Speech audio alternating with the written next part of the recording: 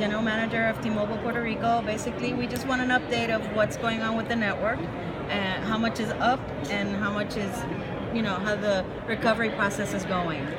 Okay, so as we established before, unfortunately the hurricane, was devastating to the infrastructure of Puerto Rico, the telecom infrastructure of Puerto Rico. People usually associated maybe with Irma that there were power outages.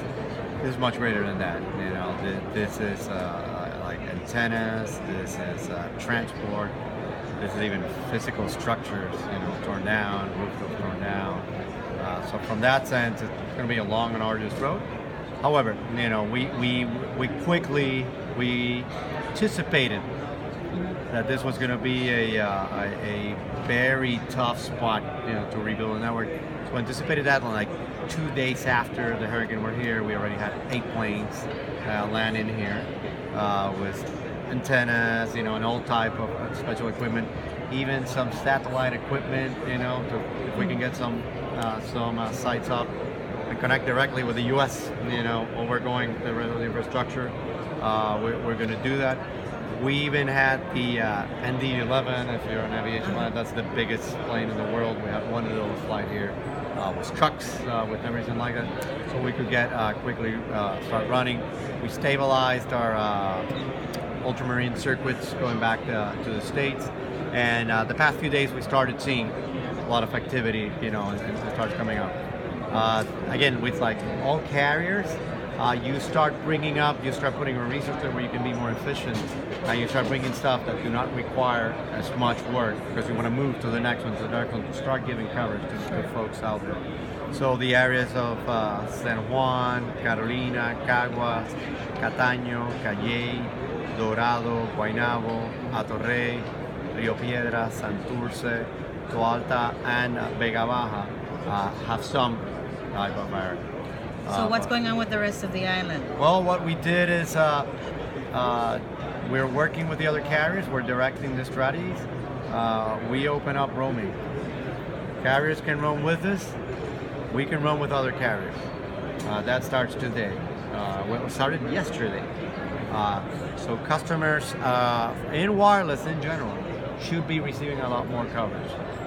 We still want to still ironing out a few things between all the companies, and this is usually set up for other purposes. Sure.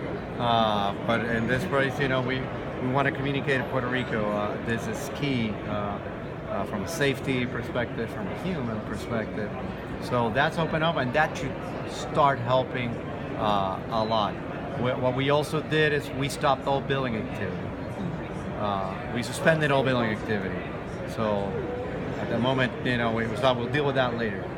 We want to get people communicated. We don't want people to worry about that right now. And then people are not getting suspended.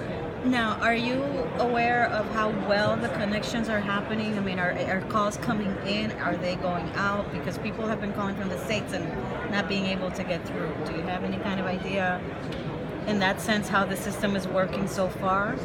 Yes, we have an idea specifically with calls from a T-Mobile perspective. Right. Calls from the U.S. and outside, we haven't reported any issues. However, in terms of the quality of what we all expected 2 weeks ago, where we were going for like 0 point blah blah blah bicycle, as we would say in Puerto Rico, of drop calls and quite thing. No, it's we're trying to get people voice. We're trying to do it fast. We're trying to do it with whatever we can. If we had the time, as we would previously do, we would probably take more time and do it. So the quality of all networks, it's below the par of what we had 2 weeks ago. But again, the objective now is to communicate as many people as fast as possible. Then we're also coordinating with the government. There are key areas where they might need for health, security, or other reasons, communication. So we're closely working with them. Are you going to be bringing in the cows, the cell on wheels, or is that not in the plan? We're working. Each company has a strategy. Sure. We've looked at cows, but we're mostly now going to rely maybe on satellite communication. And then let's say if you don't have circuits or transport, and there's this key side that we want to take up, we might just put satellite communication there, and communicate it with. How soon, how long will it take for the system to be restored fully, or to the level that you want to see it after this massive storm? The next few weeks, you should see a lot of progress. The next 7 days, you'll see a lot of progress. But honestly, I need to be responsible and tell you, to the level that we were 2 weeks ago, that's going to take more than a month. Okay, fair enough.